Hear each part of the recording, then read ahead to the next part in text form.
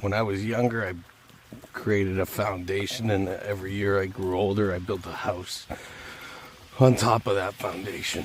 And it wasn't until I had an entire home built that I realized the foundation that it was built upon was weak and not for me. So I think a lot of times what people do is when they tear down the home on top of the foundation, they just rebuild another one, and they use similar plans to do it. So the home might look different, but it's likely to end up with cracks and destruction at another point. See, when I went through my self-destruction moment, I tore down the entire structure, the entire building that was on top, and I ripped out the foundation. I mean, it's all a memory now, it's all perception, but that was a hard fucking time. That was a difficult time to deal with because I had to lay new foundation, and then I had to wait for that foundation to settle before I could start building a new structure on top of it. So if someone complimented me, I would burst out crying. I had no control. Women hated talking to me at that time because women thought I was too emotional. And I'd literally have to be like, thank you, I appreciate the compliment you gave me. I'm sorry.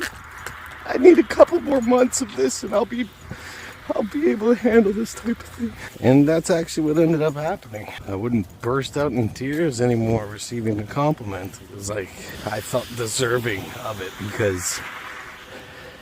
not because I was receiving them from other people, because I knew I deserved it. So imagine you demolished your house, you poured a solid foundation that you can depend on, and it's time to start rebuilding. The people in your life, the people who are not doing, look how beautiful this is.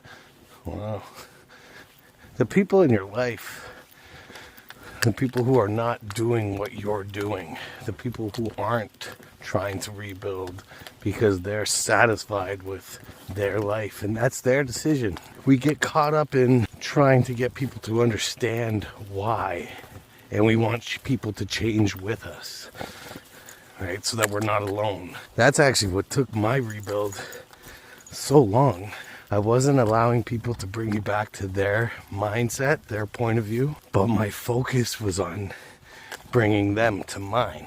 But when you start building, it's like being a jack of all trades. So you just go, you know what, I'm going to build this house myself. I'm going to do it without help from contractors. And those people will act like bad neighbors and city officials and all these experts that are saying, they're going to call the town on you. They're going to say, do you have all your permits?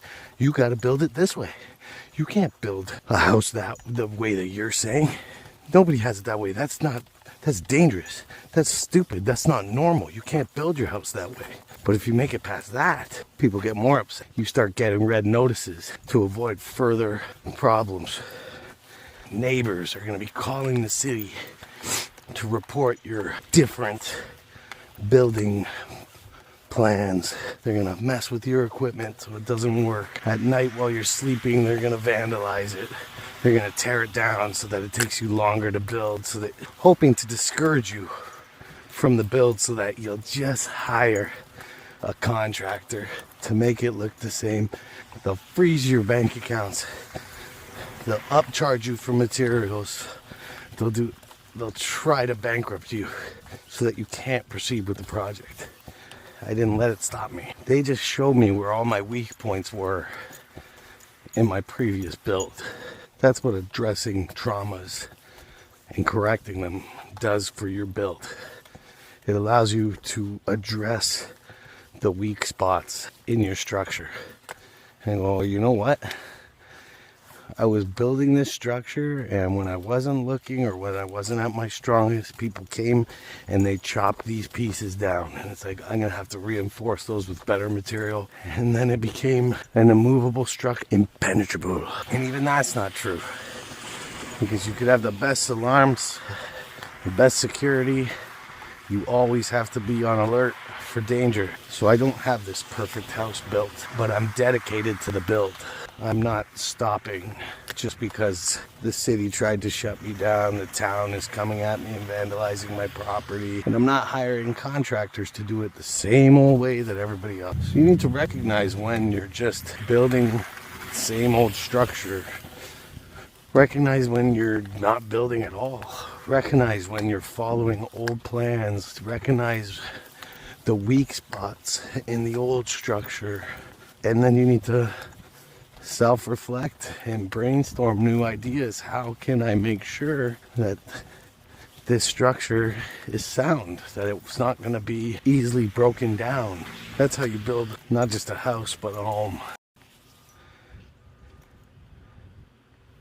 Come on.